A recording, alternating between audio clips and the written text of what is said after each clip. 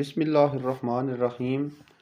بہت سارے لوگ ہیں جن کے عزیز و اقارب اس دنیا سے پردہ فرما گئے ہیں، جنہیں وہ کبھی کبھی یاد کرتے ہیں اور ان کے لیے کوئی ایسا عمل کرنا چاہتے ہیں جس کی وجہ سے وہ مرحومین قبر کے اندر فائدہ حاصل کر سکیں۔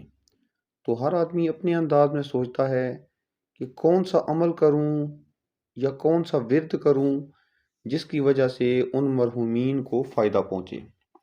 تو اس دنیا کے اندر کچھ ایسے لوگ ہیں جن کے والدین اس دنیا سے پردہ فرما گئے، کچھ ایسے لوگ آپ کو ملیں گے جن کے بہن بھائی اس دنیا سے پردہ فرما گئے، کچھ ایسے لوگ ہیں جو اپنی اولاد کو بڑا یاد کرتے ہیں، کسی کا بیٹا فوت ہوا، کسی کی بیٹی فوت ہو گئی، کسی کی بیوی فوت ہو گئی، کسی کا خامد فوت ہوا، اسی طرح اور بہت سارے عزیز و اقارب ان کے آنکھوں کے سامنے اس دنیا سے پردہ فرما جاتے ہیں۔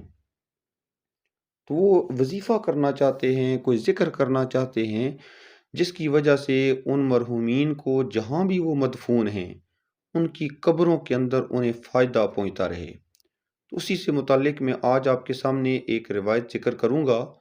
اس روایت کو آپ سماعت فرمائیں اور اس پر عمل کریں، اس سے آپ کو بھی فائدہ ہوگا اور آپ کے جو متعلقین اس دنیا سے پردہ فرما گئے ہیں، مرحومین ہیں، کسی بھی قبرستان کے اندر مدفون ہیں، انہیں بھی اس کا بہت زیادہ فائدہ ہونے والا ہے۔ تو روایت ہے حضرت شیخ ابو یزید قرطبی رحمۃ اللہ تعالیٰ علیہ سے، آپ فرماتے ہیں کہ میں نے حدیث پاک کے حوالے سے سنا ہوا تھا کہ جو کوئی 70,000 مرتبہ لا الہ الا اللہ محمد الرسول اللہ پڑھے تو اس کو جہنم سے نجات ہو جائے گی۔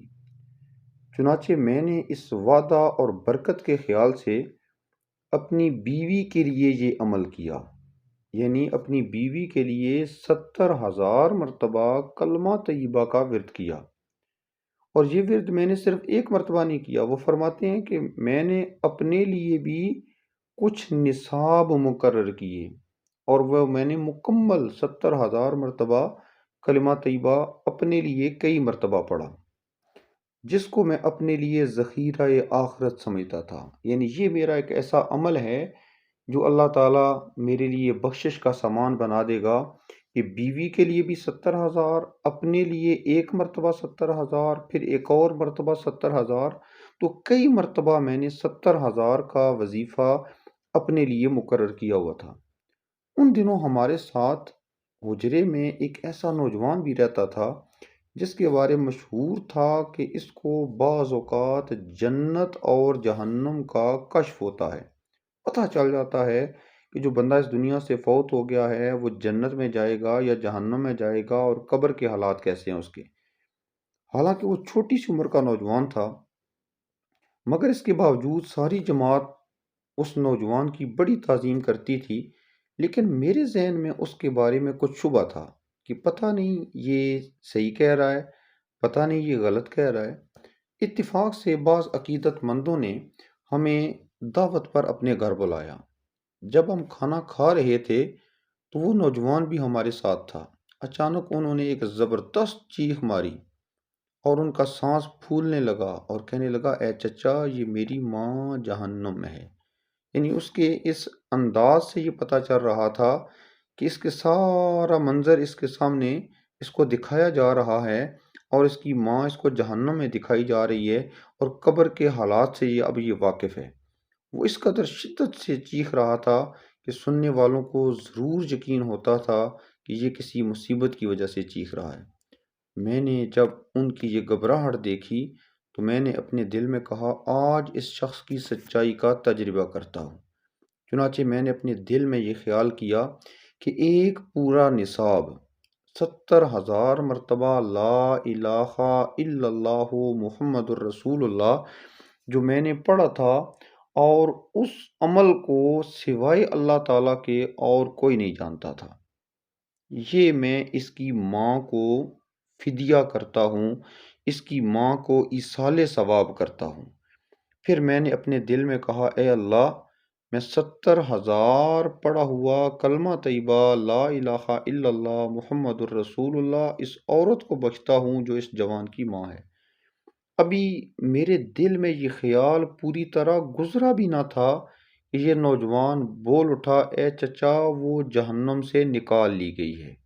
تو امام قرطبی فرماتے ہیں کہ اللہ تعالیٰ کا لاکھ لاکھ شکر ہے، اس سے مجھے دو فائدے حاصل ہوئے۔